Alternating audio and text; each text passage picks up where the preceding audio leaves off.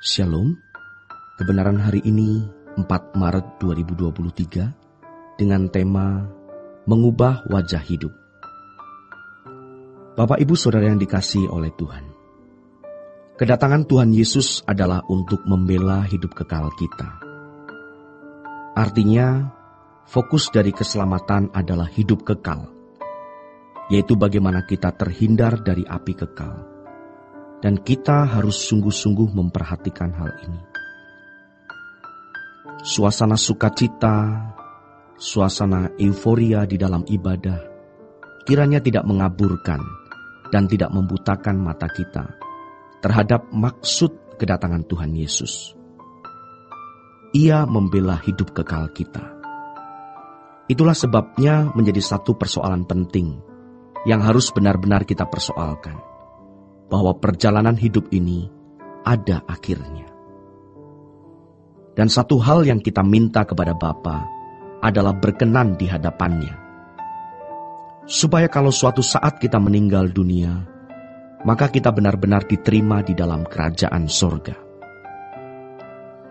Untuk itu, kita masing-masing harus serius mempersiapkan diri untuk layak masuk ke dalam rumah Bapa, layak masuk ke dalam kerajaan kekal Tuhan, agar tidak sia-sia apa yang dikerjakan oleh Tuhan Yesus. Kedatangannya di bumi dan penderitaannya sampai pada kematian di kayu salib menjadi tidak sia-sia. Dan suatu saat nanti, dengan bala tentara yang lebih besar, Tuhan Yesus akan datang kembali sebagai Raja. Dan firman Tuhan mengatakan, "Dan mereka yang tidak suka aku menjadi rajanya, bawalah kemari, bunuh di depan mataku." Orang yang tidak mengakui Yesus sebagai Raja, pasti ditolak.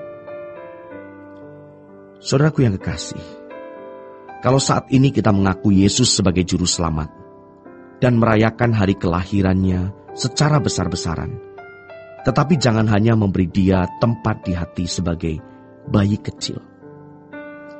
Biarlah Yesus menjadi Tuan, Majikan, Kristus, seorang yang menguasai hidup kita sebagai Raja. Sebab firman Tuhan mengatakan, Dia harus bertambah-tambah dan kita berkurang-kurang. Sampai kita memiliki pengakuan seperti pengakuan Paulus di dalam Galatia 2 ayat yang ke-20. Hidupku bukan aku lagi, tetapi Kristus yang hidup di dalam aku. Artinya, Tuhan makin berkuasa mengubah cara berpikir kita, gaya hidup kita, dan manusia batiniah kita.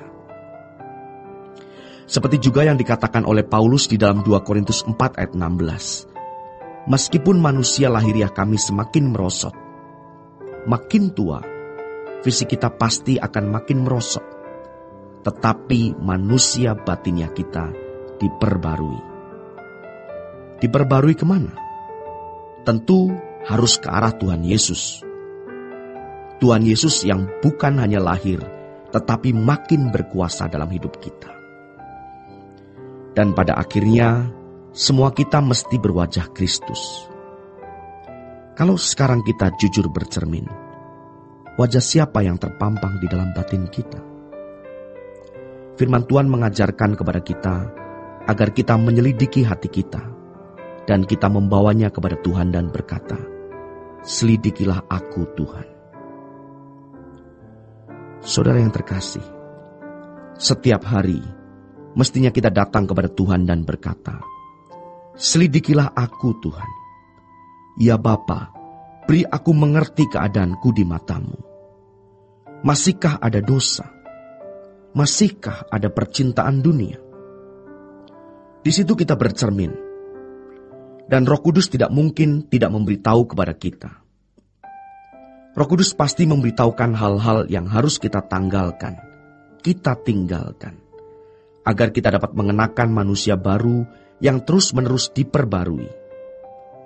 Seperti yang dikatakan di dalam firman Tuhan dalam Efesus 4 ayat 23. Supaya kamu dibaharui di dalam roh dan pikiranmu, dan mengenakan manusia baru yang telah diciptakan menurut kehendak Allah di dalam kebenaran dan kekudusan yang sesungguhnya. Kita harus mengalami transformasi supaya kita memiliki wajah Tuhan, serupa dengan Yesus, bukan serupa dengan dunia. Kalau hidup kita masih melakukan apa yang sama dengan anak-anak dunia, pasti hidup kita busuk. Kita harus percaya Tuhan itu ada dan hidup. Maka kita harus periksa diri benar-benar. Kita bisa berubah. Makanya kita harus menetapkan hati kita untuk mencintai Tuhan. Yes, I do. Di dalam Injil Matius, Tuhan Yesus berkata, bukan orang yang berseru kepadaku, Tuhan, Tuhan, yang masuk kerajaan surga, tetapi yang melakukan kehendak Bapa. Artinya, kamu mengaku percaya bahwa aku adalah juru selamat, itu baik. Tetapi kalau kamu tidak melakukan kehendak Bapa, seperti yang kulakukan, kalau kamu tidak berwajah seperti wajahku, engkau tidak dikenal Tuhan. Jadi, nanti yang masuk surga itu wajahnya wajah Kristus, yaitu orang-orang yang memiliki lifestyle, gaya hidup, cara berpikir seperti Yesus. Maka kita harus mengejar ketinggalan kita. Semua kita juga orang berdosa, tetapi kita bisa berubah. Setiap hari ada waktu berdoa. Tinggalkan dosa, tinggalkan kejahatan, hidup suci, dan melakukan kehendak Bapa. Itu artinya memiliki wajah Tuhan Yesus. Ketaatan kita setiap saat akan mengubah wajah hidup kita. Tidak cukup satu kali, tetapi terus-menerus. Maka jangan berhenti mendengar khotbah. Jangan berhenti ke gereja. Jangan berhenti berdoa. Karena itu adalah proses yang harus berkembang terus sampai kita menjadi orang-orang yang memiliki wajah Tuhan. Untuk hal yang satu ini, lakukanlah tanpa batas. Demikianlah renungan hari ini. Tuhan Yesus memberkati.